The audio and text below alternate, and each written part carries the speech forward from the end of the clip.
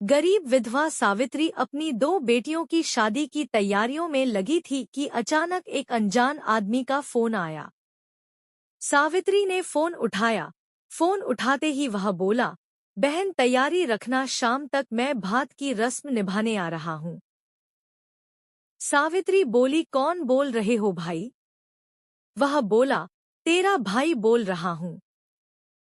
सावित्री बोली, मेरा तो कोई भाई नहीं है, क्यों गरीब के साथ मजाक कर रहे हो भाई? वह बोला, बहनों के साथ मजाक नहीं किया जाता बहन, 4 बजे तक मैं पहुंच जाऊंगा, मेरा इंतजार करना। इतना कहकर उसने फोन काट दिया। सावित्री की बड़ी बेटी बोली, कौन था माँ? वह उदास होकर बोली, नाम तो नहीं बताया बेटा, बोल रहा है शाम तक भात लेकर पहुंच जाऊंगा। बेटी शंका भरे स्वर में बोली, लगता है यह सब चाची करवा रही है। माँ, कल तुम रोते हुए कह रही थी ना कि मेरा तो कोई भाई नहीं है मुझे बेटी की शादी में चुंदड़ी कौन उड़ाएगा? तब शायद चाची ने सुन लिया होगा, तेरे मजे लेने के लिए आज किसी से फोन करवा दिया। सावित्री बोली, भगवान सब देख रहा है बेटा, कोई मुझ विधवा के साथ मजाक करेगा तो अपने कर्मों की सजा पाएगा। फिर सावित्री अपने काम में लग गई। बेटी की शादी में एक दिन ही बचा था। वह औरत होकर सब कुछ अकेली ही संभाल रही थी। सावित्री के 3 संतान थी। बड़ी बेटी 22 साल की थी, उससे छोटे 19 साल की थी और एक 14 वर्षीय बेटा था। पति का 3 साल पहले बीमारी की वजह से देहांत हो गया था। सावित्री का एक देवर भी था जिससे बोलचाल बंद थी। इस कारण वह और उसकी पत्नी शादी में नहीं आ रहे थे। सावित्री का कोई भाई नहीं था। पिता बहुत साल पहले भगवान को प्यारे हो चुके थे। इस कारण सावित्री माँ को अपने साथ ले आई थी। माँ ही नहीं, सावित्री की बूढ़ी सास भी उसी के साथ रहती थी।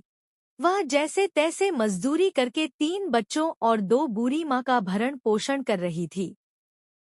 जमाने की बुरी नजरों के डर से वह जल्दी से जल्दी अपनी दोनों बेटियों की शादी कर देना चाहती थी।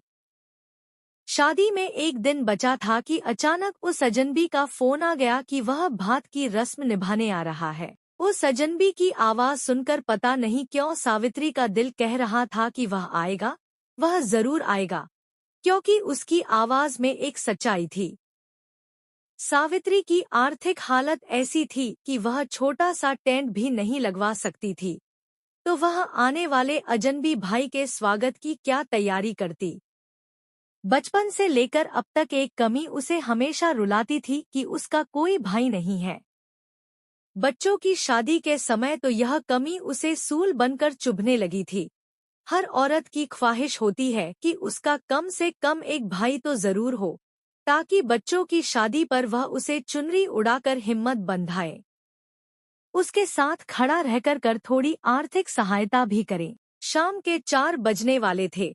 विश्वास न होते हुए भी सावित्री और उसके बच्चों की नजर घर के मुख्य द्वार पर टिकी थी कि शायद वह फोन सच हो और वह अजनबी भात लेकर आ जाए। जैसे ही 4 बजे एक चमचमाती महंगी कार उसके घर के गेट के आगे आकर रुकी, फिर दूसरी गाड़ी आई, फिर तीसरी, फिर देखते ही देखते गाड़ियों की लाइन लग गई। इतनी गाड़ियां एक साथ आने से गांव की गलियां गाड़ियों से भर गई। पूरे गांव में खलबली मच गई।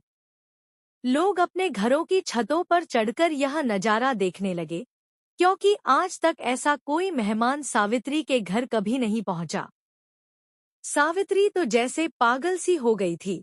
सोच रही थी, यह कैसा भाई है, यह तो पूरी फौज लेकर आया है। इतने लोगों को मैं कहाँ बैठाऊंगी। उसने बेटे को कहा, जल्दी पूरे मोहल्ले में बुलावा दिया, बोलना मेरी माँ का भाई भात लेकर आया है।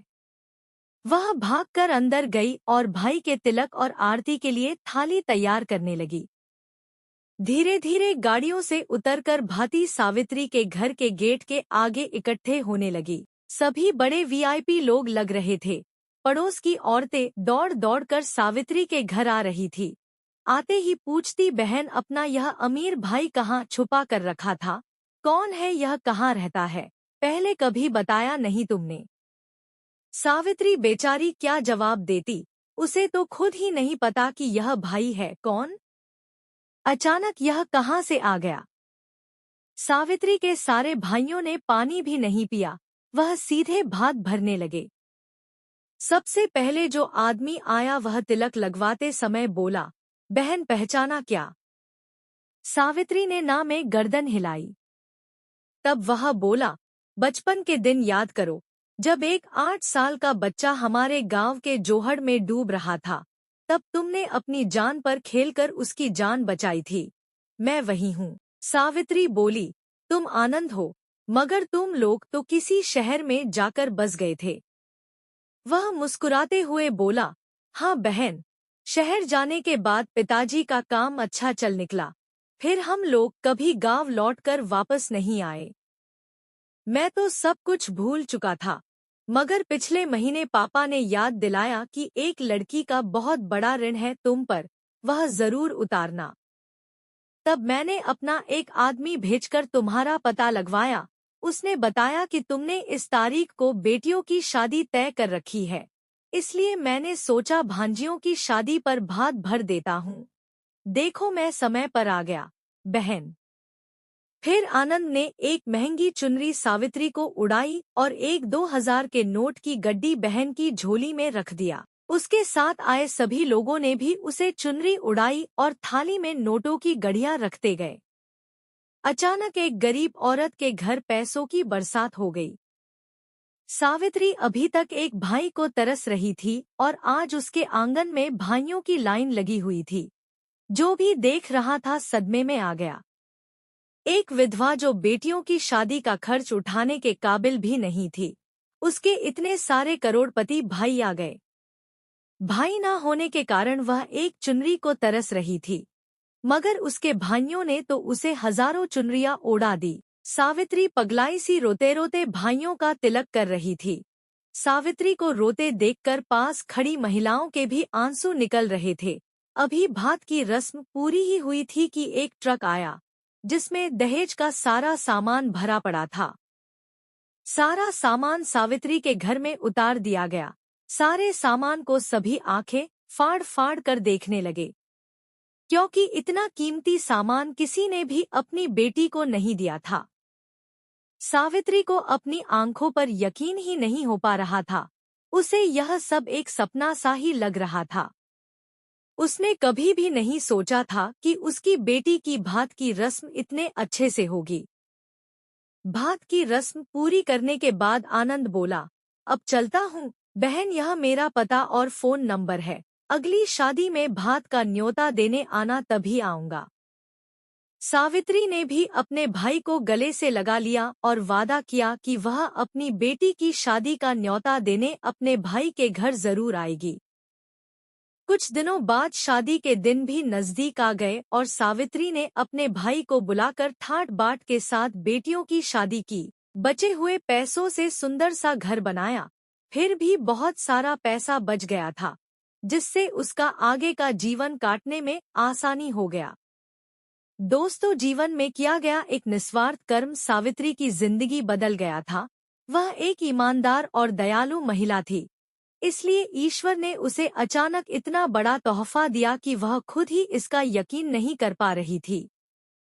जहां वह एक भाई को तरस रही थी, वहां उसके हजारों भाई उसकी बेटी की भात की रस्म में आकर एक साथ खड़े हो गए।